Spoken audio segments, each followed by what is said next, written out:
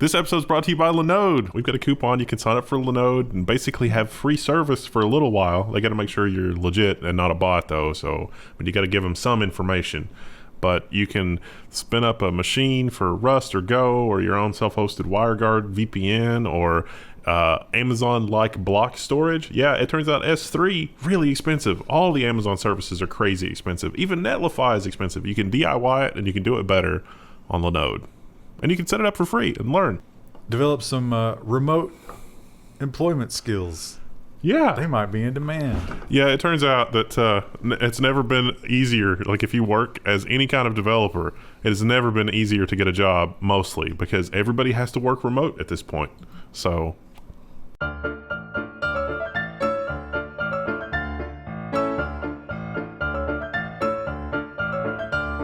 Hello, today is February 2nd. This is your 2-week reminder that you guys have Valentine's Day coming up.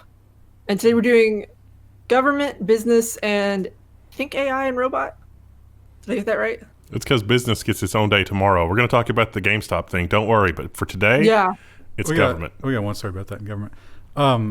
Do you think, will there be a post-Valentine's new wave, new spike? Yes.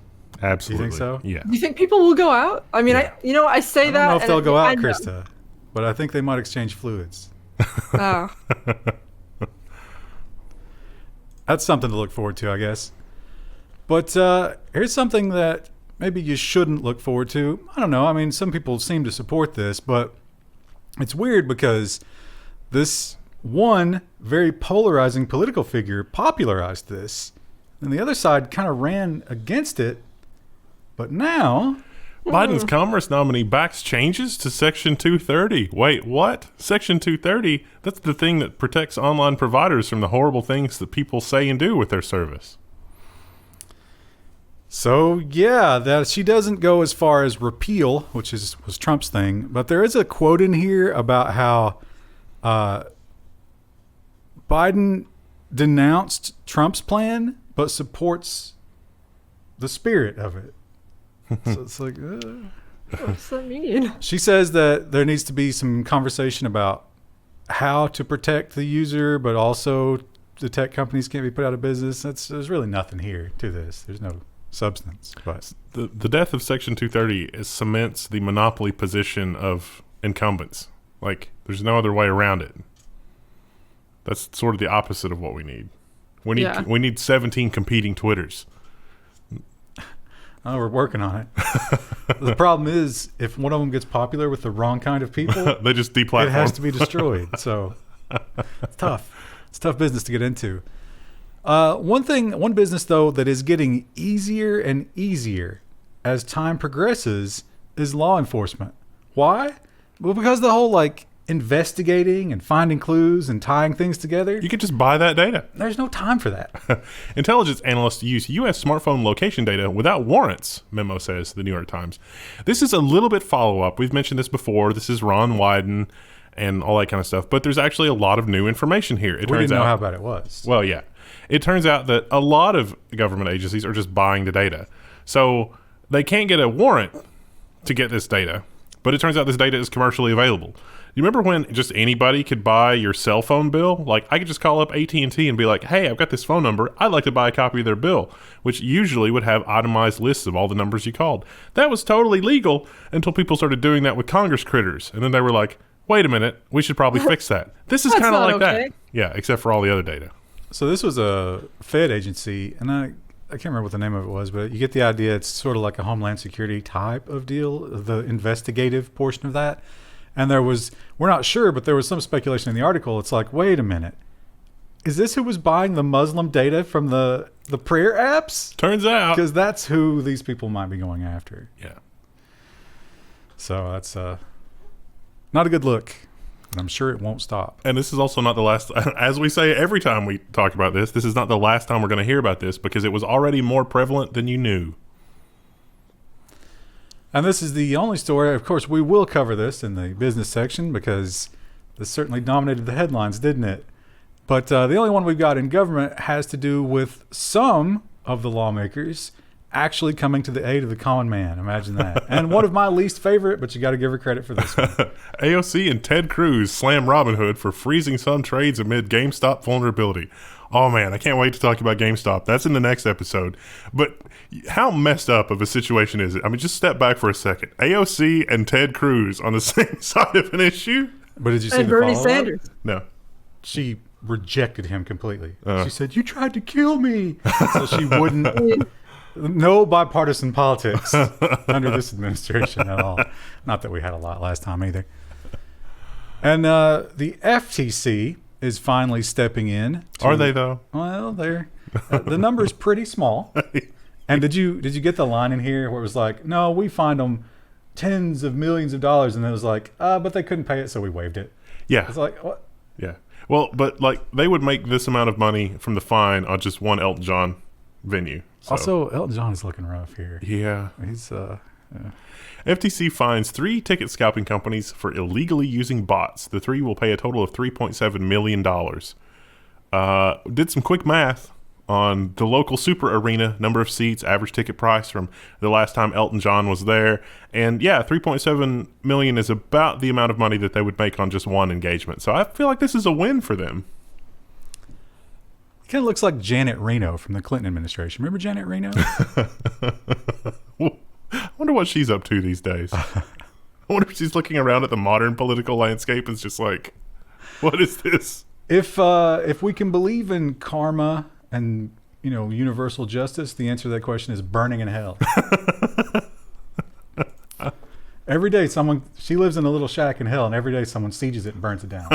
Then she wakes up and it's like Groundhog Day. Yeah.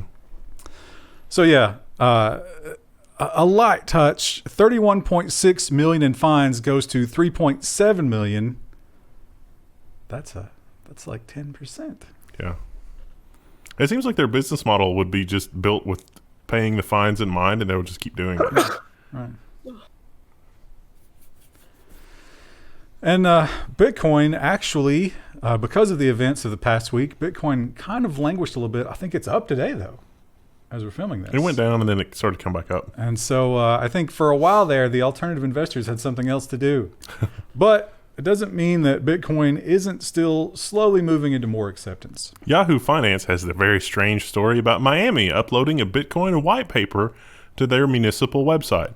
It just answers some common questions about Bitcoin, how it works, how it's used for transactions, and drugs. The picture they picked for this article, it kind of looks like a bro explaining Bitcoin to you. That's basically what it is. Bruh, it's an alternative currency. They talk about how they're trying to sort of revamp Miami and make it into a technology destination. Everybody's trying to pick up California's leavings. Everybody's leaving California, so hey, can we get some of those? Can we import some tech workers instead of just the usual cocaine all day long? But Florida is full of people that are maxed out on crazy pills. Oh, you can be It's a also going to crazy be like programmer. underwater.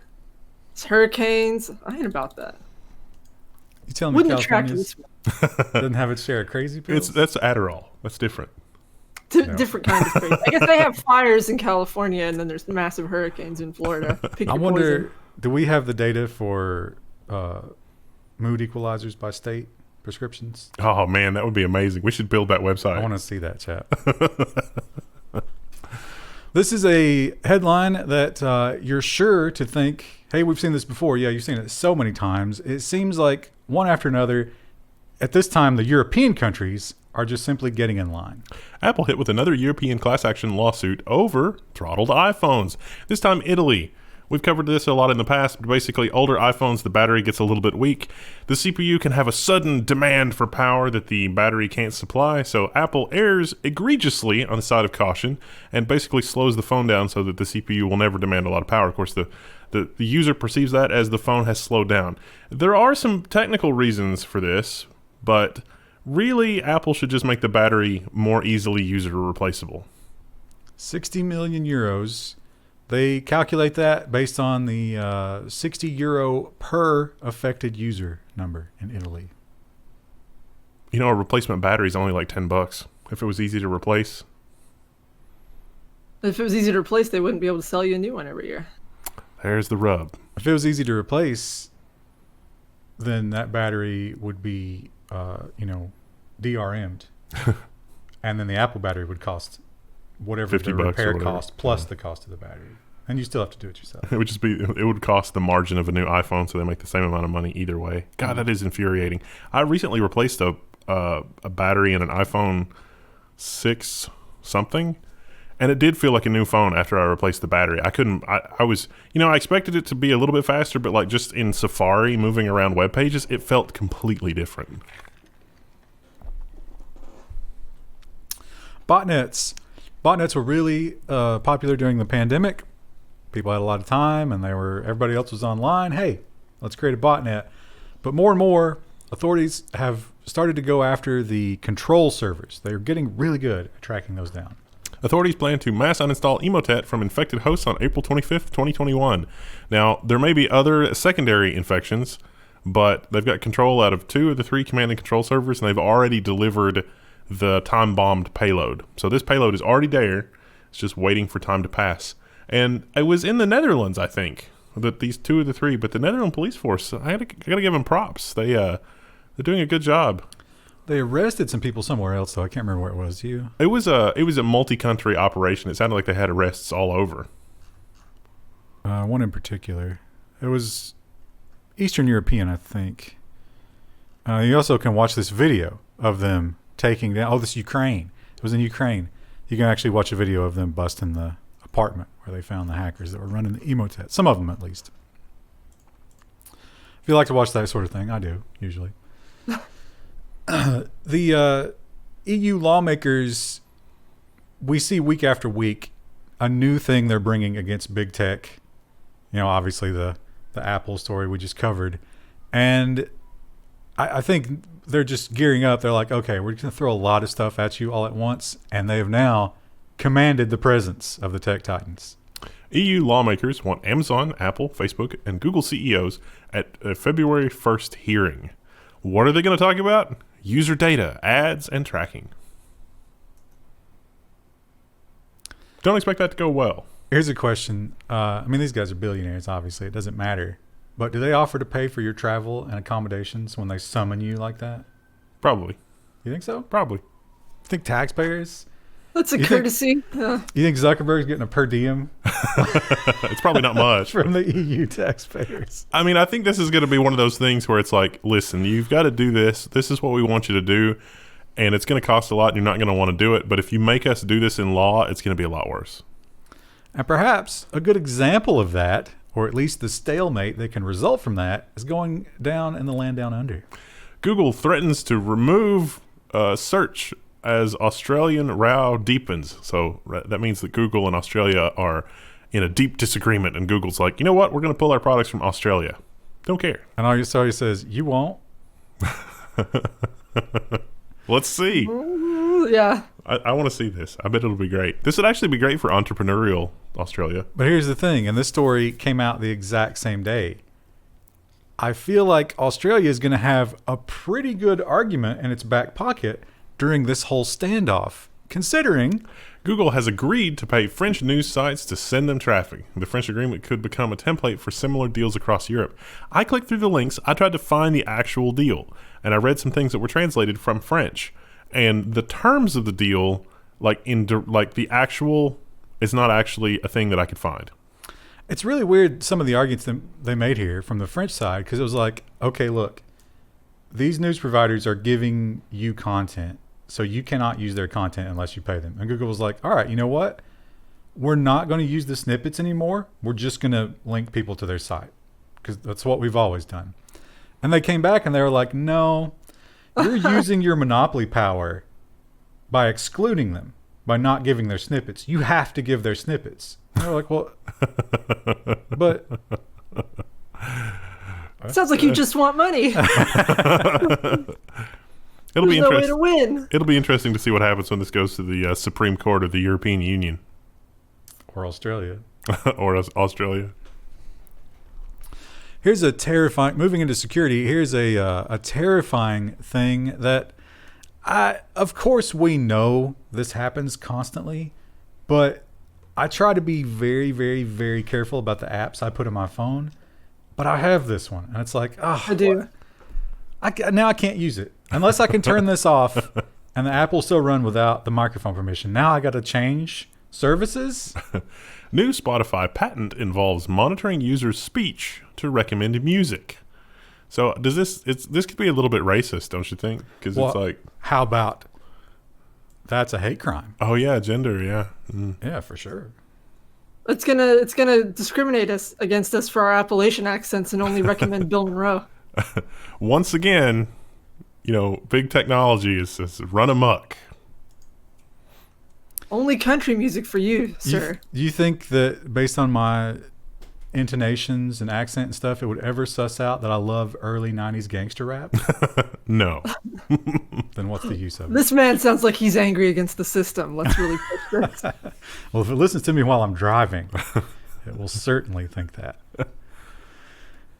The anti-encryption deal, it rages on. We haven't heard as much about it. Have you heard? Has Biden said anything about his position on it? I think he's just quietly going to let it happen. Not like he's been busy with a lot of other things. Maps. No, he's actually been like signing a lot of Oh yeah, orders. he's been bypassing the checks and balances like crazy. But the EU, they are also very interested in destroying privacy, and a couple of companies whose existence depends on that tried to speak some reason to them. Do you think any of them read more than 5 words? Nope. Absolutely not. ProtonMail, Threema, Tresorit and Tutanota warn EU lawmakers over anti-encryption push. Basically, these companies are saying what we always say, which is the backdoor can't discern between good guys and bad guys. Once the backdoor details are known, you're going to have millions, potentially billions of devices or users that are unpatched for a time. So building a backdoor is inherently dangerous. It's like chimps with machine guns. Here's a terrifying one. And, the old update now warning? Yeah, update now. Because this was a very, very serious flaw that was uncovered. Yeah. 10-year-old Sudo bug lets Linux users gain root level access. I always say Sudo. Like super user do this. But this was actually discovered a decade ago, and it was never properly patched. So this was probably very subtle manipulation by an intelligence agency, hoping that no one would notice, and no one noticed for 10 years. It's Baron Samedit. Get it? Edit? So yeah, if even if they were not in your sudo file, as long as the sudo file existed, they could escalate and put themselves in it. Yay, heap overflows. And we often talk about some of these far-fetched security risks probably don't affect most of you, probably don't affect us either. But some people who might get targeted by hackers with a lot of power behind them, money behind them, should be considered about that or concerned about that. And here's a good situation where that might come up.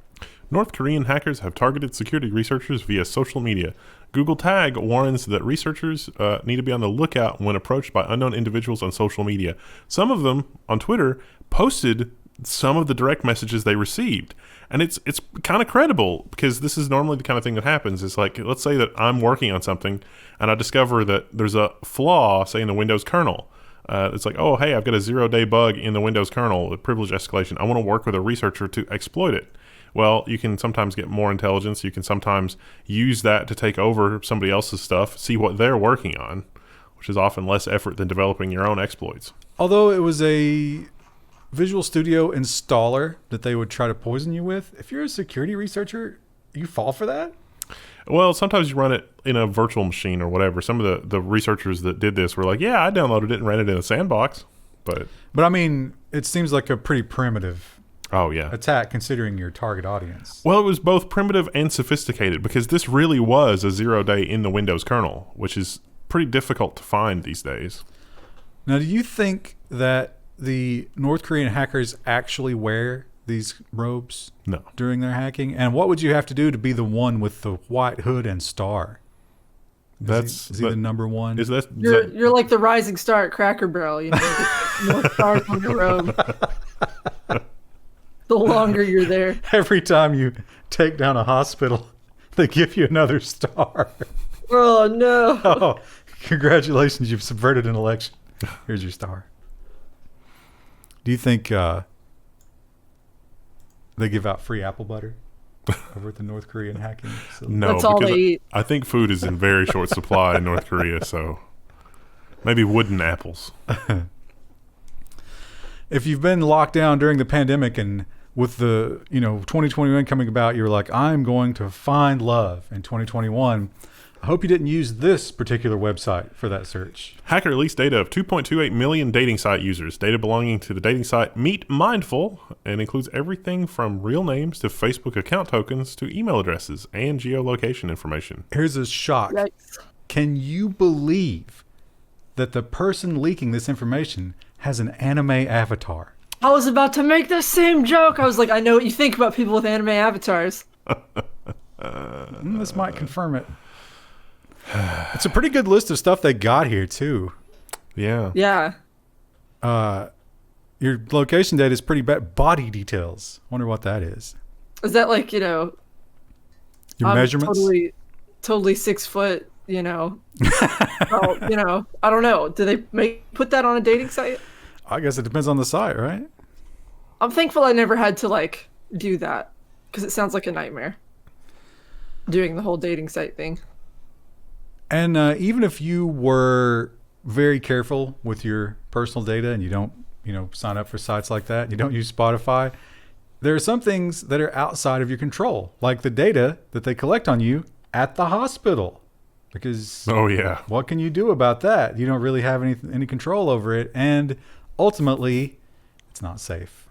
Dutch patient data, people that were affected by the thing that's currently affecting a lot of people, that data was sold on the criminal underground. 2 individuals have been arrested in the Netherlands this week for selling data from the system on Telegram, Snapchat, and Wicker. So this is not actually the hospital that screwed up here. It was the government was possessed with building a database of all their citizens that have been affected during these dark times. And of course, they didn't handle it properly because why would you? Most governments are incompetent. The 2 guys were not high-level developers. Yeah. They were like analysts or something, but for some reason they had access to everything. Ooh, this is sounding eerily familiar. So something we were working on earlier today. Not a great move. Unfortunate.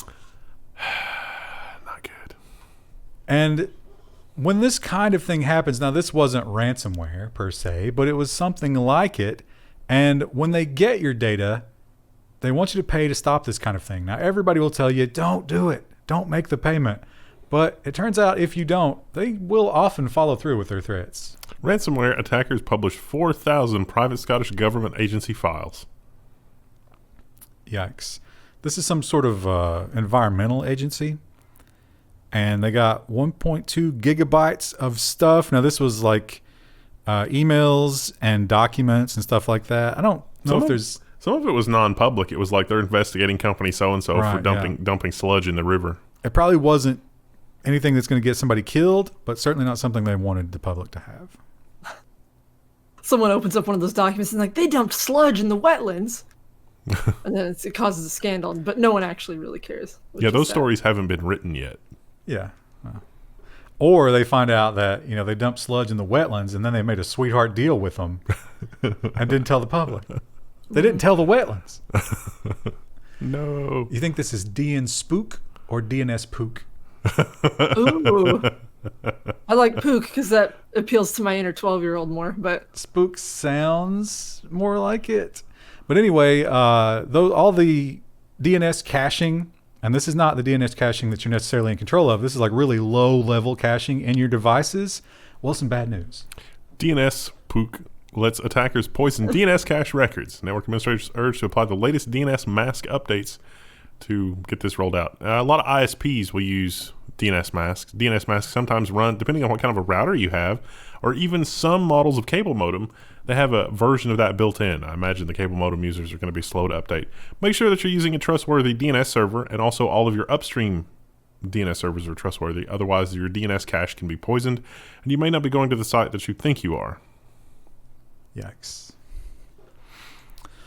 And this story is interesting. I just swapped this out because the original story was about a hack. However, it wasn't a hack. Now we know it was not a hack.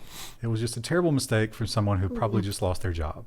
Intel says it was not hacked after all, blames an internal error for financial results leaking out. So their financial results were actually shockingly good. It was not the doomsday that everybody expected. It takes time. It would require a new CEO to come in and just all this stuff.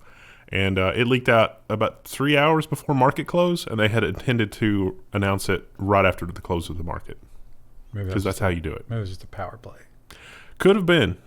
Maybe they said, you know what? No one is looking at the Intel stock today. No one's going to destroy that. They're busy elsewhere. Let's get this out there. Alexa, people give Alexa a lot of power over their homes, and that's not a smart thing to do at all. God. Hey, Alexa, hoover up literally every piece of data that you can possibly squeeze out of your ever-present omniscient speaker. Well, not even that, but you might be thinking, well, yeah, sure, Alexa can control the devices in my home and the lights and maybe even the thermostat, but she always asks permission. Not anymore. Amazon's Alexa can now act on its own hunches to turn off the lights and more. So basically, if you set an alarm and you normally, then turn on your light or open a shade or whatever, Alexa will learn this pattern of behavior and just do it for you. Soon life will just become like trying to outsmart Alexa. You're waking up at random hours, flipping lights on and off. I like that, but I also don't like that, this is not necessarily necessary for cloud stuff. There's a really killer app called Node-RED that lets you set up all this kind of stuff with your home assistant or your home automation stuff. And it's pretty easy to set up these kinds of complex advanced rules. Is it more complicated than saying a woman's name? Yes. It's not going to catch on. This is Society is doomed. Turn the light on yourself. Yeah. This is a great story. It's a savage burn. Not an overt savage burn, but the dismissal here yeah. is, and I honestly, I think I agree with him. Yeah. And I'm biased, but it really does seem like this is the future of it and not that. Waymo CEO dismisses Tesla self-driving plan. This is just not how it works. Elon Musk and John Krafik have very different theories about driverless tech. So Elon Musk is getting there by using training data from a cajillion users. This guy is a more sort of top-down planned approach where they're doing models and they're putting everything together. And LiDAR, that's the big thing. Yeah. No LiDAR on the Teslas, and this guy's like, you can't do it without that. And there's another savage line in here. Again, just like monotone, he's not angry at all, but he was like, we're doing self-driving and they're doing vehicle assistance. Yeah, that's like the same tone as like a teenager saying like, you can't sit with us. The reality is it's probably going to take both technologies because LiDAR is not going to read road signs. Why not do both? Yeah. Yeah. Maybe they could work together. They won't. They won't. No, they won't. Moving on to robot. This is kind of not quite a robot story, but it does sort of bleed over a little bit from security. And that it has to do with we talk about facial recognition, how powerful it is and how prolific it is. And the thing you have to think about with this story is this is one person with off-the-shelf tools. Yep. And no budget. Yep. And look what they did. And think about what the government can do. This site posted every face from Parler's Capitol Hill insurrection videos. So the faces of the riot used open source software to detect, extract, and deduplicate every face. This is the meta conversation. This is an interesting article and you should read it. But the meta conversation here is, yes, this is absolutely stuff that you can do in an afternoon. I've got, those Tesla V100s. We could get this up and running pretty much immediately. But it's not just the fact that you've got face recognition here. Imagine building a user interface for this. You've got all these grid of faces. Click a face and be able to search through a video real time and see every place in the video, every timestamp, every different file, every different video where that face was seen. Think about adding this to an existing surveillance system. There isn't, a business that already has a surveillance system. If you were to tell them, hey, you can layer on this ability to search, you can see when your employees were in, when they were out, what they were doing, when they were here, when they were there. It's all automated. That is an incredible leap forward in terms of the amount of data that can be stored and retained on your activities in public, which is scary. And probably not right. God, I know I say this a lot, but weren't some people doing that back during the summer and they said it was evil and racist? Yeah. That one seems to be celebrated. Yeah. This is exciting because I'm certainly not a big fan of the medical industry. Doctors and other wizards I try to avoid at all costs. But this one is, this is such an easy one to do. Why not? Cancer can be precisely diagnosed using a urine test with artificial intelligence. So that's neat.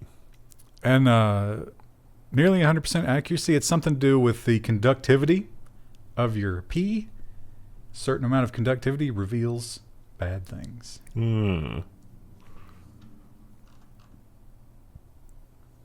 That's unpleasant to think about. And finally, one of the more disturbing ways that AI will change our lives. This was one of the first projects we planned at Level 1. But think about, GPT-3 and what we've learned about that. Yep.